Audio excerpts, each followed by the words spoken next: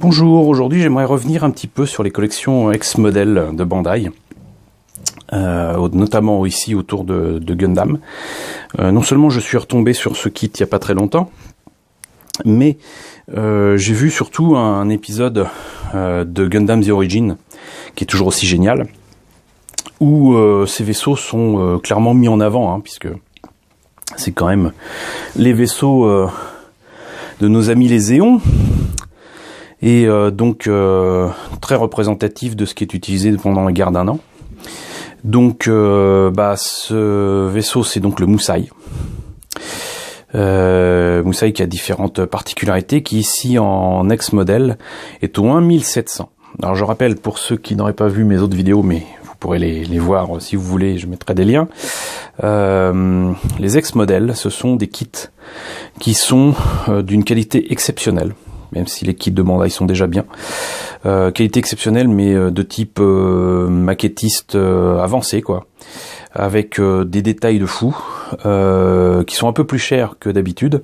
Mais c'est parce qu'en fait, ils ont fait des kits à un tirage limité. Et qui ne sont pas reproduits avec autant d'exemplaires que les kits lambda. Donc voilà, c'est des kits de haute qualité et avec moins d'exemplaires, donc forcément, au lieu de payer, par exemple, vous les payez 500 yens, vous les paierez 1500. Voilà. Comme vous voyez sur la boîte, d'ailleurs, ils mettent en avant le kit et monté et peint plutôt que de mettre une illustration. Ça c'est, comment dirais-je, symptomatique justement de l'idée de dire que, vous voyez, c'est quand même, c'est pas de la merde.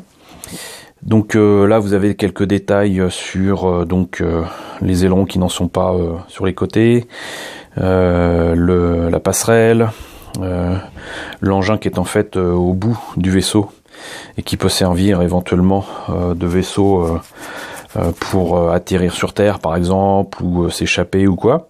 Et même si c'est au 1700, on a droit quand même à 3 Zaku 2, dont un qui est en fait le Zaku 2 de Char Aznable, donc il est rouge. Comme je vous le disais, il est un peu plus cher que d'habitude, donc du coup là vous voyez il est à 2800 yens, ce qui fait à peu près 25 €, c'est pas donné. Et là, vous avez encore d'autres images qui montrent le kit monté et peint. Et je dois dire que ça donne franchement envie. Voilà. Il est juste absolument superbe. Et là, ils en mettent une couche. Voilà. Il y a même la trappe qui peut s'ouvrir à l'arrière de ce petit vaisseau. Donc, c'est vraiment génial. Et maintenant qu'on a fait le tour de la boîte, on va peut-être voir ce qu'il y a à l'intérieur. Alors, je suis désolé, j'avais même pas enlevé les sachets plastiques. Donc vous voyez que pour franchement 25 €, il n'y a pas grand chose. Il n'y a pas beaucoup de pièces. Mais je vous le dis, c'est des pièces, toutes les pièces qu'il y a dedans sont exceptionnelles. Il n'y a rien à acheter. Donc même la notice, c'est à l'économie avec un truc en monochrome.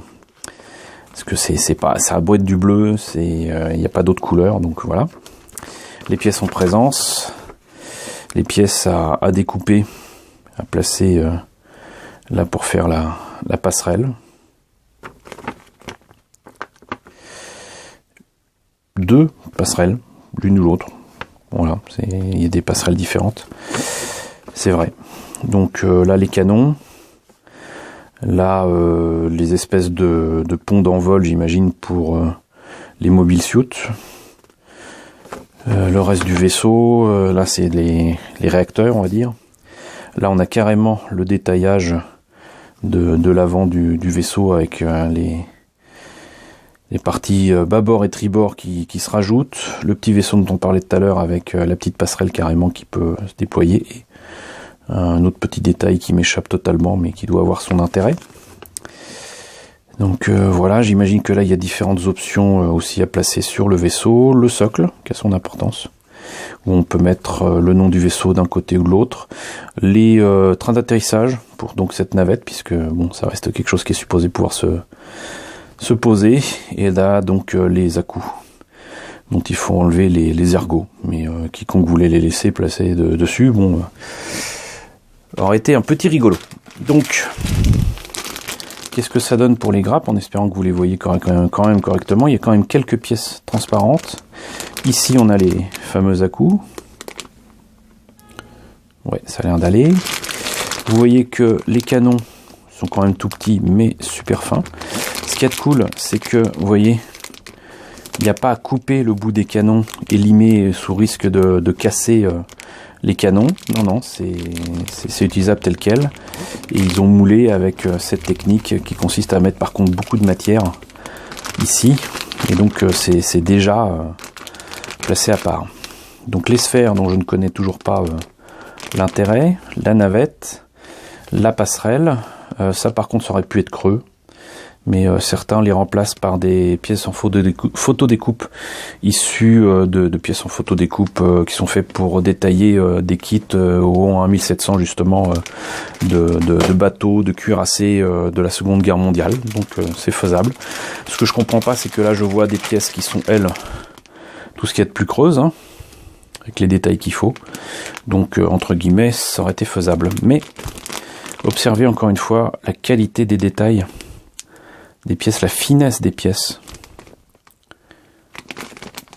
C'est juste fantastique. Et j'essaie de profiter des dernières heures, dernières minutes du jour de ce mois de mai, qui aurait pu être un mois d'avril, tellement il était pourri. Mais vous voyez donc voilà, là c'est les moteurs.